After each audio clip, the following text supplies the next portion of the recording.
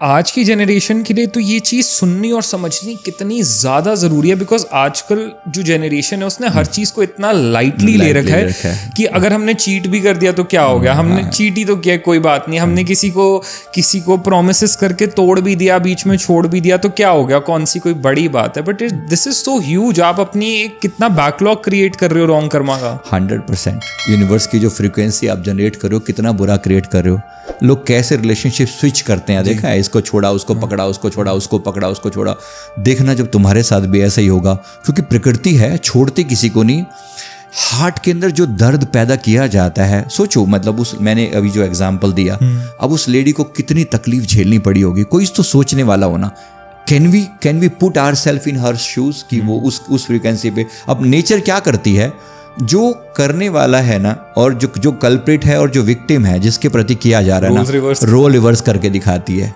Reverse Karma principal बिल्कुल हूबहू काम करता है ऐसे कैसे, क्योंकि जब तक रिवर्स नहीं होगा इसको दर्द कैसे पता चलेगा, और जब रिवर्स होगा अब फिर उसको वो चीज़ सहनी पड़ती है। अब ये भी मतलब सीधा सीधा आता है कि भाई आखिर जैसे आज की जो आपने जनरेशन की बात करी, अब जो इतना बार बार फ्रीक्वेंटली अपने पार्टनर बदल रहे हैं या चीट कर रहे हैं, या क्या फ़र्क पड़ता है, so what, this is the culture. और ठीक है, तो ये कल्चर है तो कोई बात नहीं।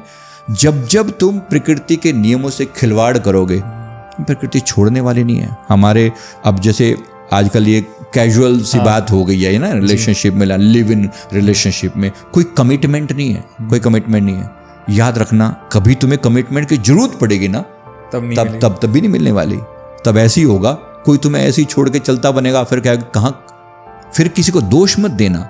आज जिस फ्रिक्वेंसी पर तुम बैठे हो ना, जो तुम जिस चीज़ को कैजुअली ले रहे हो, थोड़ा सा समय के बाद देखना, क्योंकि एक समय है ना ये वाला, ये भी 18, 20, 25 साल की जो एज है, ये इतनी ही एज है। थोड़ा सा मैच्योरिटी आ लेना, तो 40, 50 साल तक जाने, तो फिर देखते हैं क्या होता है। फिर देखना जब तुम्हें नीड होगी, क्योंकि तुम्हारा हाथ पकड़ के चलने वाला हो, जो तुम्हारे इमोशंस में तुम्हारा साथ देने वाला हो, तब नहीं मिलेगा तुम्हें। तब ऐसी तरस जाओगे लोगों के लिए। तभी तो ये वृद्धाश्रम चलते हैं, और क्यों हम लोगों को पकड़ के वहाँ पर बुला रहे होते हैं। क्या दिक्कत है, इन्होंने कभी ना कभी तो गड़बड़ करी है ना। रिश्ते जहाँ छेड़े हैं, आज रिश्तों के लिए तरस जाओगे। जिस चीज़ के साथ भी आपने अन्याय किया, प्रकृति रुला देती है। कोई मजाक नहीं है, कोई ये ना समझे कि एक आदि माफ़ी से गुजारा हो जाएगा।